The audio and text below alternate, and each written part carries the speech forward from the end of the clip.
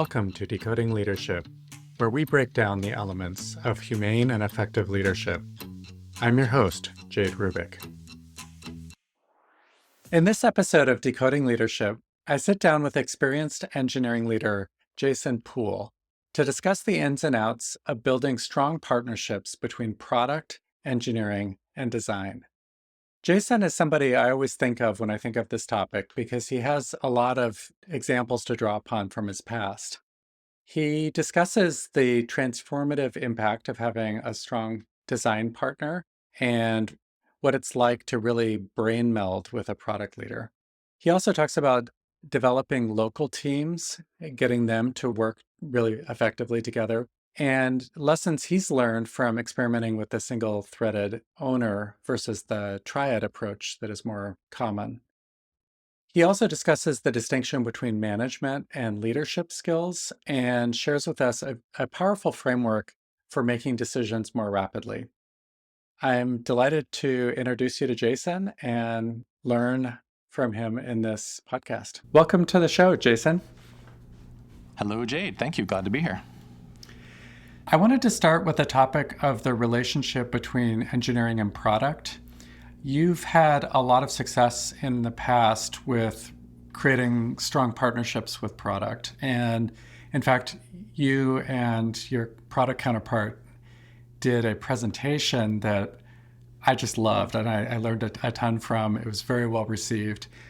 So this is a topic I and a lot of other people could learn a lot from. And so I guess I was curious if you could tell me how you've approached partnering with product over the years, and especially if you could relay any sort of stories about how you learned to partner effectively with product. I think it really sounds very simple on the outside, right? Make sure that you're solid partners or some flavor of that, but it gets a lot more nuanced once you start digging in. In my mind, what I've always tried to tell if I'm hiring a new manager or building a new relationship with product is that engineering and product, the leaders need to feel like there's this unified front. That's what the terminology that I try to use. Because you build this trust with each other to the point that either one of you would probably be able to answer a question that the other one might be responsible for. If somebody asked you about your product and you're the engineering leader, you should probably be able to give a fairly good answer to that. And vice versa. Even as a product leader, you should know enough about the engineering side that you can give an answer to that too. So I think it's really about trust. And both of these types of leaders, an engineering and a product leader, of course, have different responsibilities. They're two very distinct roles from each other, but have that unified front. So it's about presenting yourself as a unified front too, rather than something that seems confrontational or adversarial, or you get a different answer if you talk to one person versus the other. So I think that's the high-level version of it. Once you start getting into some of the details, of course, you say, oh, this is a product decision, that needs to go to the product manager, naturally, or an engineering decision should go to the engineering leader. But it's a far more nuanced than that, right? If you're building a roadmap together, how do you prioritize this versus that? How do you prioritize a feature versus maybe some tech debt? You're going to figure those out together, and that's why I think it's important for both sides to really know a bit about each one of them. I think probably what ends up being most difficult in that relationship is when people feel like the bounds are being overstepped. And defining who actually is responsible for what can help with that a lot. So when you're first setting up one of these engineering product relationships, don't be afraid to literally set out the criteria. Here's what you're responsible for. Here's what I'm responsible for. And then if you are going to cross those bounds, make sure you communicate with each other and say it. The one that you alluded to before, we worked together in the past, you and I did, and I worked on this mobile team, leading the mobile development team, and had a product manager there who had just joined a little bit before I did. And so there wasn't really a relationship at all. But there was a team. There was this team of engineers that needed a little bit of guidance. And so product manager joined first, I joined afterwards, and we had to set a lot of expectations with each other and with the team so that everybody on the team knows who's responsible for what as well. And I think some of the things that helped were not just defining relationships with ourselves, but with the team and the meetings, the cadence that we would work as a team. Simple things like having a scheduled set of meetings and knowing who's responsible for those meetings went a really long way. giving a demo, for example. We would have our product manager demo things that happened and give a little bit of like analysis of the new features. That was fantastic for the team, for our stakeholders, for everyone to see. But that was something we said product was responsible for instead of the engineers themselves. I guess similar on things like a stand-up, we didn't really anticipate product being too involved then. The engineers themselves are giving a bit of a status for what they've been working on. So clearly defining what the roles are and who's responsible for what, it just makes it easy to fall into almost like a rhythm, a flow of how things should work. How did you negotiate who did what with this product manager, Susie, or in other relationships you've been in? I think the nuts and bolts of that are pretty interesting. Yeah, and I think some of it feels a little bit organic and some of it is probably a little more intentional. When I think back to that one in particular, some of it was intentional because this manager, Susie, had joined before I did. She was doing all of it. She had taken on responsibility for nearly everything. So we had to just sit down and outline it. If we're going to make a decision about doing a new feature, then we're going to have to say it goes to Susie. If we're making a decision about either some tech debt or bugs that are coming in, that's going to have to go through me. So that's all it was, though. It was really a conversation at the beginning.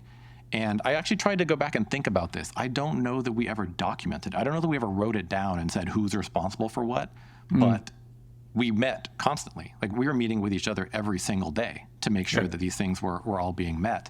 And I think that part may have been more of the organic side of it rather than let's write it down. But it was definitely an intentional call out there.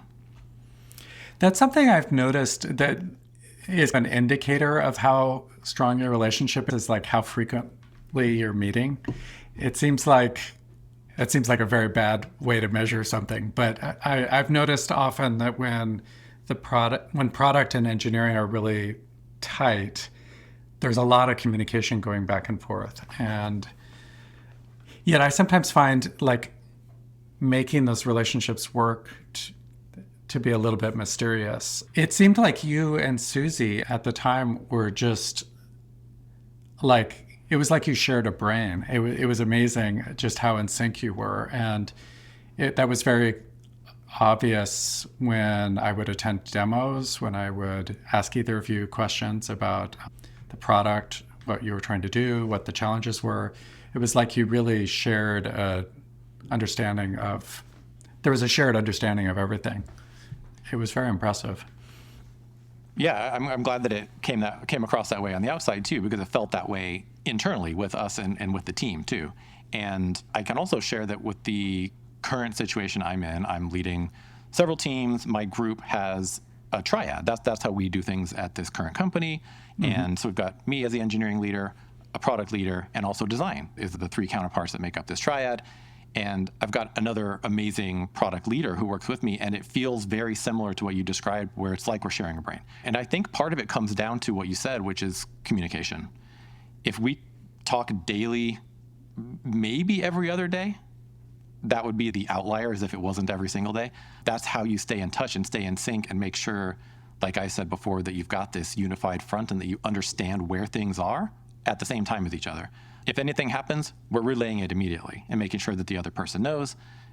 I think that communication is key to make sure that your team feels it as well. And something else we talked about was making sure they don't feel that there's any kind of second guessing or that you would get a different answer from the other person. There's certainly times when one or the other has to disagree and commit. This isn't necessarily what you would choose to do as the product leader, but because we have a urgent situation, we've got to go elevate this particular thing, and vice versa with product versus engineering. So I think disagreeing and committing at times is important, but that's why the trust is also important. Yeah. Can you tell me a little bit about what it was like to add a third person into that mix? And was there anything different about involving design more heavily in the triad? I've been a big fan of the triad model for a while, and it's interesting. I've seen design sometimes participate in ways that are transformative, and I've also seen that not work super well in some cases. I'm curious what you've learned along the way. Yeah, definitely. I feel like it has been, I don't know if transformative is the word that I would have picked initially, but it is definitely better, right? It's a better situation to have all three people, all three functions represented at the same time at that triad level. Because I don't want any one of those three to feel like they're left out in some way or to feel like they're not as important. In my mind, all three of them are equally important to make a healthy and awesome product.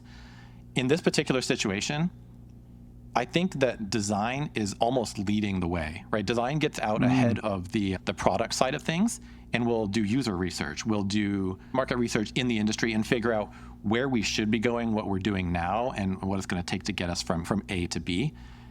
And I've not had that in the past. This is the first time I've had a design organization and counterpart who's able to go out ahead and figure out what we should actually be focused on. Product often picks up the pieces there, and engineering can fill in the gaps, but having someone dedicated to that has, maybe transformative is the right word. It's been really enlightening to see how well that can work. And in an organization that does put design really up there with product and engineering, you can see it come through in the product. Like you can see the usability and the delight that you're encouraging or that you're creating for your customers comes through. I like working in an experimental and an iterative fashion, but to have design out ahead a little bit, it just helps everything else go a lot more smooth. That sounds amazing. Yeah. Can you tell me a little bit about just like the nuts and bolts of like how you communicate with each other? Is it structured? Is it fluid? Do you have like certain patterns that you do? Like, I'm just curious what your week to week is like with your triad members. Sure. Yeah. It's both structured and unstructured. We want to have some time that's always on the book. So that's the structured part. We meet 3 times a week as short little half-hour chunks just to make sure that we do have a dedicated chance to say this is what's important and we're talking about what's important. But we have so many ad hoc conversations. 2 or 3 of us will jump on calls randomly because we need to. So I think the structured part makes sure we get to cover topics that are always important. Like if we're doing any kind of hiring or interviewing, if we're doing any kind of new projects that are coming up or any urgent issues that are popped up, we've got the time. But the ad hoc stuff are for things that are just new things pop up all the time. And we need to make sure that we make time and be available for each other more than anybody else, right? We talk with each other more than anybody else does. So I think it's both the structured and the unstructured time that are important. But coming back to that EM and PM, if you add design into the mix, it's the same. Like you just all three, if you're part of a triad, need to be on that same page all the time. Working in a triad, you've got to be a little bit flexible because everybody's got a different working style. So they'll move a little bit, you'll move a little bit, and you'll find something that works for all three. Yeah, here at Mural, where I am now, we've settled into a really great working situation with all three of us at the triad. When you work with managers who are setting up their own local triads, how have you helped them to be effective? Like, are there any patterns that you generally share with them, or what sort of guidance do you give? Yeah, for the teams setting up their own kind of triad. Yeah, I think one of the most important things is it really comes back to what we said before. Build that trust, that team trust. So if that means spending time together and just talking, get to know each other a bit more, do it. Make sure that you know each other on a personal level, not just we're here to check a box and then move on with it. So I think that's part of it, is just getting to spend enough time with each other.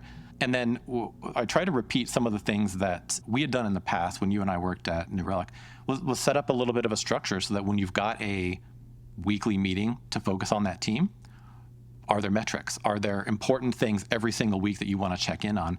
And just to be honest, I don't have those for the current teams that I'm working with right now, but we want it. Like we're trying to define what those are so that I'll use the previous example when you and I did work together, we could look at things like incidents. How many incidents were there? What about performance of the features that you care about or adoption of new features? There's certain metrics that you want to look at every week. I want to encourage our teams to set that up too. So they're paying attention in their planning, demos, retros to these specific metrics. So I think those are the kind of things I want to encourage my teams to set up. And you can do it by being a role model, but also, of course, sharing that with them. Yeah. One of the things I learned from Alex Croman was that you often form relationship with people when you solve problems together. And I find with the triad model, if you're really chewing on things together and problem solving something together, that kind of forms this teaminess that can be really pretty powerful. And so I love being in a triad group when we're all kind of sharing our problems with each other and asking for critique and feedback. And it can be so invigorating, really. Yeah, absolutely. And yes, solving problems together, also going through trials together, challenging things. That also forms some of those same bonds. And at the same time, you get to celebrate together when you go through the wins and things go really well. So it's nice to have some consistency and to go through it with some amount of regularity. When things are changing a lot, I think that can be difficult too. Trying to focus on having some consistency, I think is really beneficial in building those relationships. One of the things I observed on the mobile team was just like how much impact your partnership with Susie had on the team itself. Like it seemed like that team just became such a strong team. And all the people individually were great, but the team didn't really cohere until the two of you had that partnership. And it just got stronger and stronger over time. It was very impressive. That team was like it's one of those things you look back on your career and you're like, oh my God, that team was so great. Yeah, I feel that way as well. And I could point to something that I think really helped galvanize it a bit, which was there wasn't necessarily a direction or a vision for that team. And when I joined, Susie had just started doing what we said before, the market research, and figure out where are we in the world, in the industry, and where do we want to go next. Yeah. So she really, as the product leader, jumped in, figured out, you probably remember some of the big players were Crashlytics, and then they were acquired by Twitter. So they had all this money. And then they got acquired by Google, and they had even more money. And they were able to do things very quickly. So we had to figure out, where do we fit? And then what's our vision to move forward? And that's what the team needed, right? Yes, you can go work on an SDK all day long, but they really needed this vision and some leadership to reach that vision. Her building that and me helping actually execute on this vision, I think that's what really, it was like a light switch for the team. It did become one of, if not the most high-performing team for quite a while there. Yeah, it was really impressive. And like I think part of it was that you and Susie were reiterating a lot of the same points all the time. So the team just had a super clear notion of what the strategy was, what you were trying to do, how you fit with other parts of the market, how to relate to your customers. It was just like really coherent. It was fantastic. Yeah, so. And I think a similar story has happened here with me at Mural with my counterpart here. His name's Andrew. Maybe he'll listen. Hi, Andrew. Where we joined around the same time. And again, this team, it almost didn't exist. Like, it was a very small engineering team with not much of a mission or a vision, but he did the same type of thing. Went out, figured out where we were in the market and what we needed to do going forward, and came up with this vision and idea. Actually went as far as to create a video for it. And because we're at Mural, a huge digital whiteboard of the whole thing. Oh, nice. And it was amazing to, again, rally everybody around this same vision. And then we're on the same page. And then he and I, of course, are in lockstep with building toward the vision. Yes, it is. So that's a pattern that I've seen over time, that we often forget, that how important it is to really have that end goal in mind and have the vision, but also a path to get there. So one thing I'm curious about, you and I, we've worked together for a really long time, and I've learned a ton from you. One of the experiences I feel like we both learned a lot from was our time together at Gremlin. And at Gremlin, we experimented with the single-threaded owner model, which just for... I'll just outline what that is in case our listeners aren't aware of it. A single-threaded owner approach is basically where you have everybody report in to a single leader. So you have product, design, engineering all report into the same leader. And that's opposed to the triad model, where you are all reporting into separate hierarchies. And I think what was interesting about that experiment was you were put in a pretty difficult situation there, where you and your product manager in that role, there were some ways that it just really wasn't working very well. It's maybe the best way of putting it.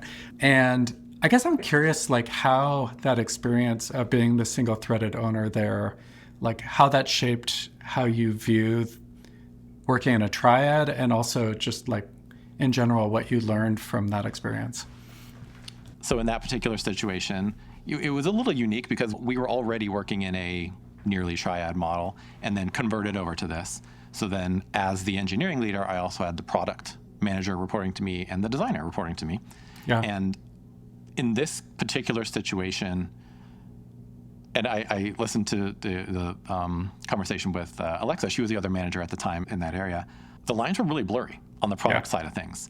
And I think that's what made this a little bit difficult, a lot difficult for me and the product manager in this situation. In addition to me as the new single-threaded owner and the product manager who had some ownership, there was also head of product who had some ownership, and we all had opinions. Who should be the right person to make the call? In the end, that should have been me, but it became difficult when everybody else wanted to make that call too. So part of this maybe was a learning for me how to be more directive, how to be more, to be that single-threaded owner. And instead of saying, we've got all these opinions, what's the best one to choose? Choose it, right? So I think that's part of what I learned from it. And also the importance of setting these expectations. So just like we talked about a bit ago with the successful engineering product relationship, you've got boundaries and they're pretty well defined. Maybe they are formed organically, but it becomes very clear.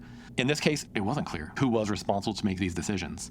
So that's one of the negatives. Sandwiched in between all the positives that I've had was the unclear expectations. You learn things from both the good and the bad, and that's something that I learned here was how important it is to make sure those expectations are set for every role within. In this case, it wasn't a triad, it was the single-threaded owner model. So that should have been me as the single-threaded owner setting these expectations to say, here's what you do, here's what I do. Of course, we would agree on that together, but I don't think it ever got fully strengthened. We didn't fully agree on what that looked like. That's a really interesting point. And when I look back on it, I can see some ways in which we weren't 100% behind the single-threaded owner approach. There was ways there were like asterisks there. And it seems like that affected your team a little bit harder than Alexa's team, because Alexa's team had kind of congealed or came together. On your team, I think there was a little bit more diversity of opinions about the way forward. And I think that exacerbated the problem. That's interesting. No, I think you're exactly right. Like, not having differing opinions can be okay unless someone's unwilling to let it go. No matter which level that happens. We experience that in my current situation as well, where different people at different levels have different opinions. Eventually, we've got to settle on something, whether it's via consent versus consensus, disagree and commit, move forward. We had trouble doing that. Yeah, maybe if I were to do this again in the future, that is something that I would have to lay out very differently. Is these are the roles and responsibilities, and make that clear up front. Always, of course, willing to talk and change things, but make sure there's not really any room for questions. And when the questions do pop up, make sure that it's like a process that fixes it instead of just a one-time thing. Let's make sure that there's a process to address these things. That's super interesting. It brings to mind ways that if I was to go back and do it again, it makes me think, oh, there were ways that I didn't set that up as well as I could have. Super interesting. After all this time, yep. After all this time, yeah. So I guess I'm curious, because you occupied this position where you were responsible for product and design in the past. Did that change the way that you approach being like a triad member? That's a really great question. I bet it did inadvertently. I think because I wanted to have such clarity on what the roles and responsibilities were, that it would have influenced how we set things up now. But I don't actually recall trying to go intentionally write things down again. Maybe that's a learning from this whole experience from you and I talking, is I need to go to be more intentional about writing things down. But no, I think it probably impacted me in the underlying tone of things, like how I would set things up. But I don't think I said in my mind, because that went this way, I want to do things this way.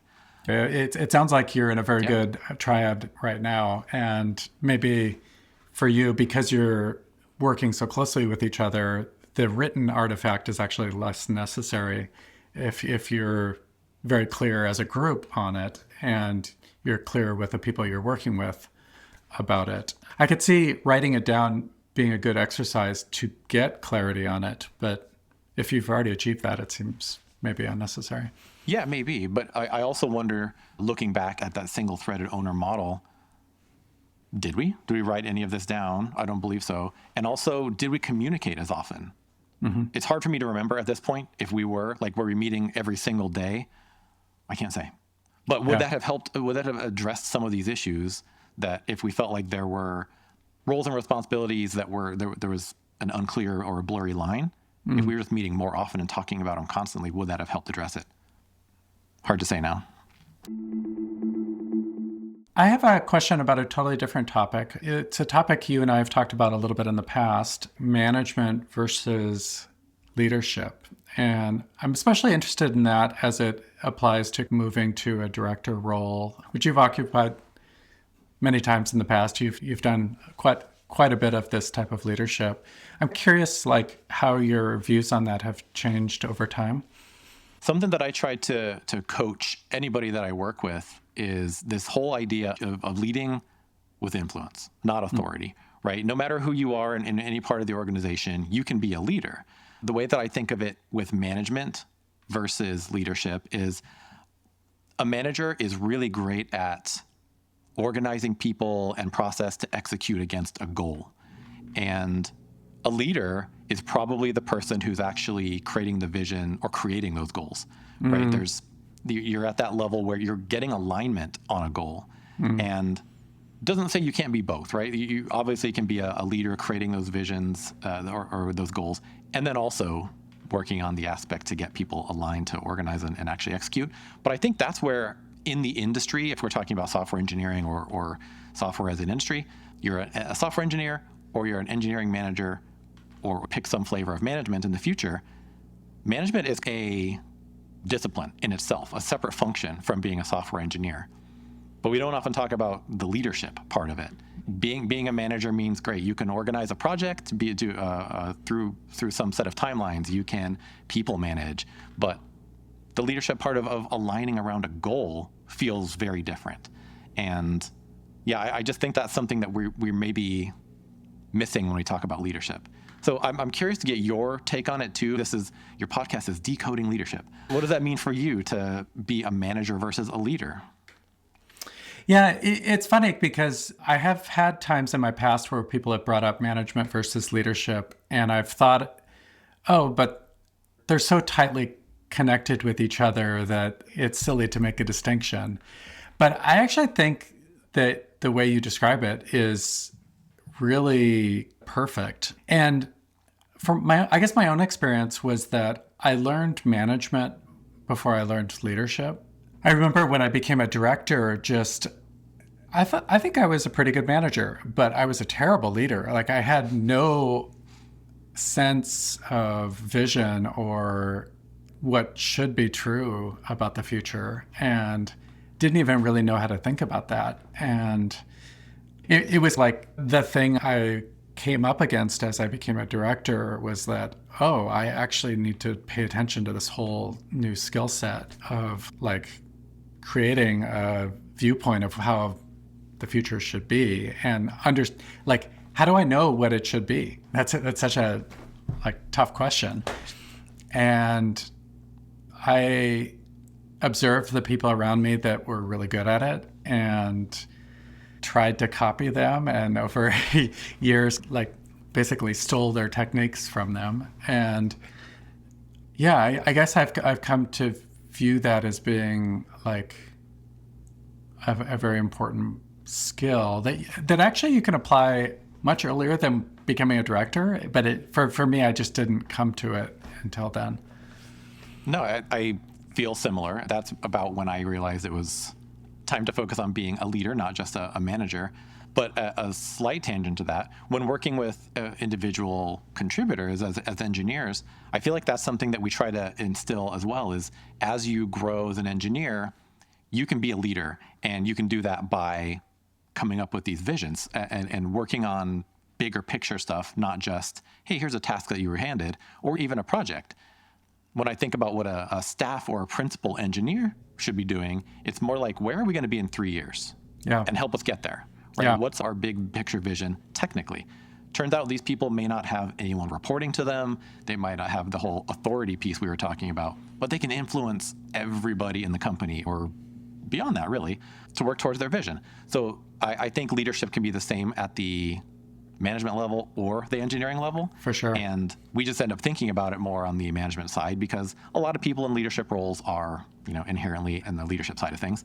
And I end up thinking about it on the engineering side quite a bit. But from the leadership side, I do think that there are aspects of management that are going to always be important. Like you can have some people who are fantastic leaders, can go set this vision. Yeah. But as a people manager, might fail terribly or can't create a project plan to save their life. Yeah. That's okay. And we probably need all different archetypes of people that are out there. But I think to go into maybe like a director level that we're talking about, you should be able to do a little bit of both, or maybe a lot of both. Right? You've got to have the excellent management skills, but you need to be able to lead people toward a vision and get alignment on things as well. When you mentioned before that nobody tells you, you're handed the role and you're also told, go figure out what to do. Yeah. That can be a little bit scary. You have to figure out what your goals actually are and then lead people toward it. Do you have any advice for people that want to get better at leadership work? I know for myself, I felt like I just learned it by accident and so many times, so painfully. Like when you're working with a manager or you're talking with a colleague and they're trying to get better at this, like what advice would you give them? Yeah, two things come to mind. One is similar to something you mentioned before, but go out of your way to find role models who are really good at the things that you're looking to get better at. You were one in my life, by the way. Like I tried to emulate a lot of things that you did. Thanks for that. But yeah, find the people that you think are doing a great job. And it doesn't mean you have to emulate every single part of what they do, but aspects of it. What's something that they're really good at? Something you were really good at in the past was setting up processes to get things to work a certain way. I stole that, just tried to emulate as much of that as I could, and I think it served me well. So yeah, I think finding role models, I've encouraged people both on the engineering side and management side to find that. So I think that can be really useful. Another one is just be intentional. I know we talked about being intentional in a different context before, but just like you always hear the adage, you can't improve something you don't measure. You can't improve your leadership if you're not trying. If you just say, I wish I was a better leader, that's not going to get you far. So what are the things you can do as far as books, courses? As silly as that sounds, it goes a long way. And you'll be able to learn from other people who've gone through these scenarios before. There might not be anybody in your organization that's done it. So you might need to reach out to a network of people as well. I do feel lucky that we've been in a network together of a lot of great leaders and have a lot of people to learn from. So once you reach that point, start taking advantage of it. If you've got other people in your career you can learn from, they're happy to help out. Just reach out and ask about it. I love that. I think for myself, one thing I've found useful is always looking at one step beyond what I'm capable of. And I found that some people are really good at asking questions in a particular way that help shape my thinking about as a leader. And for example, Alex was really good about asking some questions like, what needs to happen? Or what should the situation look like in 6 months? And what changes are going to be necessary in order to make that happen? And sometimes it's just like these very pithy little phrases that I just had to train my mind to think that way, that they didn't come natural to me, but I needed to like learn how to think from the future back to the present instead of, okay, what am I going to do this week? Yeah, that makes a lot of sense. And if you also think about that coming from a lot of us in this industry in particular have come from an engineering background. You tend to do that same type of thing if you're building out a big system. Like you poke holes, you ask questions. Oh, should we do it this way? What should it actually look like in the end? We're trying to do the same thing with leadership, but we don't often think of it that way. So I like that you're finding those questions that can be useful in a different context. That's awesome. Yeah. I also really like your advice around knowing who to copy from. I've found that to be really useful personally. It's almost like having an inventory of who is good at what. It gives you almost like this catalog of people that you can copy from. And copying is a very useful way to learn. So I've certainly benefited from it. Yeah, and like we said before, it doesn't have to be just within your particular company. Anybody you've worked with, or I've even done this in the past, which it sounds a little bit scary, but I've reached out to people on LinkedIn that looked like somebody that I would want to work with or know, and it worked out. They responded and said, wow. yeah, of course I'd be willing to talk. And then you get to learn from somebody that maybe you wouldn't have had the chance to before. Now you're LinkedIn. So I never thought that would actually work out in my favor, that network could play out that way. But people are actually willing to help if you're just willing to ask. I have another kind of topic I wanted to delve into a little bit, and it's related to leadership, but it's about decision making. And you said you were interested in talking about decision making for leaders. Tell us a little bit about what you've been thinking on that topic. Yeah, we alluded to it a little bit earlier, but I think as you grow up, just as a human being, there isn't a class as you go through school or high school that's called Decision Making 101, although maybe there should be. When you're tasked with more and more responsibility and you continue growing your career, you inevitably end up with more and more decisions that have to be made. And at some point, I found myself feeling like I was just overwhelmed with the number of decisions that were thrown my way. And it becomes difficult to tell what you should be working on or not working on because there's just so many things. So as I started trying to do my own research and figure out how I could do better at this, I had been reading a blog that's called Farnham Street. I don't know if you're familiar with it. It's different mental models for thinking. The author's name is Shane Parrish. So if anyone's interested, it's a fantastic blog. Awesome. But one of his mental models is all about decision making, and I basically stole it, and for a couple of years have been using it. As leaders and managers, we often get familiar with this, like the 2x2 matrix of urgency versus importance. Right? If something is very urgent and very important, you're probably going to prioritize it. And if it's not urgent and not important, you're probably not, or do it later. This model is a little bit different in that because it's about decisions, similar to something that I described before, one of the axes is how reversible it is. Is this a very reversible or very irreversible decision? And the other one is consequence, like how impactful, what kind of consequence is this decision? So I've been trying over the past couple of years to, when something crosses my plate that I've got to make a decision on, throw it through this matrix. If it turns out it's below the threshold for consequence, if it's less consequential or impactful than I deem necessary, I'll just try to delegate to somebody else. Have either someone on my team or another team make that decision. It's something that I can delegate to others. But if it is above the line and important or impactful or consequential enough, then try to say how reversible that decision is. Of course, there are some that are very irreversible. They're the big kind of decisions. Are you talking about your new systems architecture that's going to be set that way for 10 years, or the new organization structure you're going to lay out that you hopefully doesn't change very often? Those are big and irreversible, maybe mostly irreversible, and you want to spend some time to get it right. Great, then let's dedicate the time for it. But that other quadrant, I guess in this case it would be the top left quadrant, would be things that are fairly reversible, even though they're consequential. That's where you can play around a little bit. You can try things and experiment on things that you might not have thought otherwise, but because you said, oh, actually this is reversible. Cool, go try something out, make a very quick decision on it and see what happens. So that's actually been really cool. We've been able to experiment a lot lately. It's not all me that's making all of the decisions, but able to help make decisions quickly now and encourage other people to based on that. So I really like working in an iterative style and a experimental style. And I think this model for decision making has really helped. We've been there in the past, you and I have too, where people don't make a decision and you get into analysis paralysis and the teams around you just get stuck because they're not moving forward. This is really helpful. And any decision would be better than none, but this can help you make good decisions and a little bit quickly.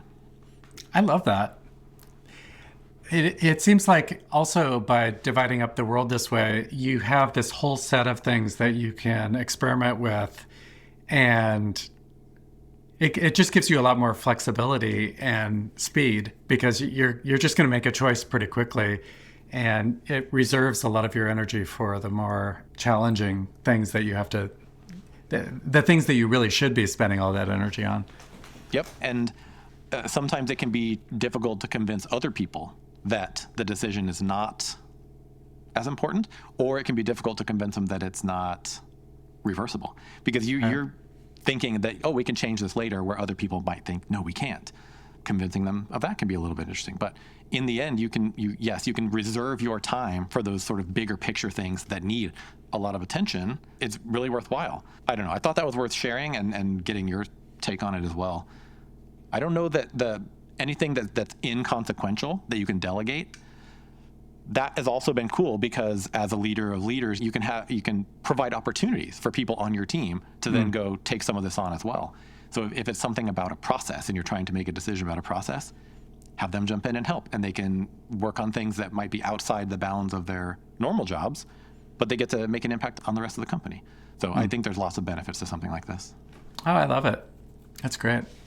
I found for myself sometimes that if I have this litmus test for how busy I am, and if I'm getting to the point where I'm so busy that I can't even track the decisions I need to make, or that just managing my list is becoming problematic, that's often a sign that I really have to do something drastic.